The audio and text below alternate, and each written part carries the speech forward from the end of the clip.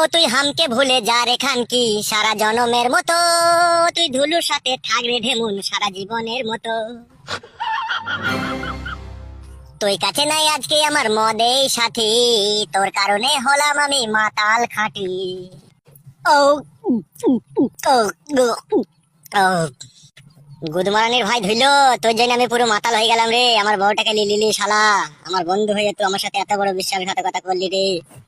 এ পচা আছিস নাকি রে বাড়িতে? পচা, কে রে মারা এই সময় আমাকে আবার ডাকতে এলো? হ্যাঁ আছি বাড়িতে, আসেন ভিতরে আসেন।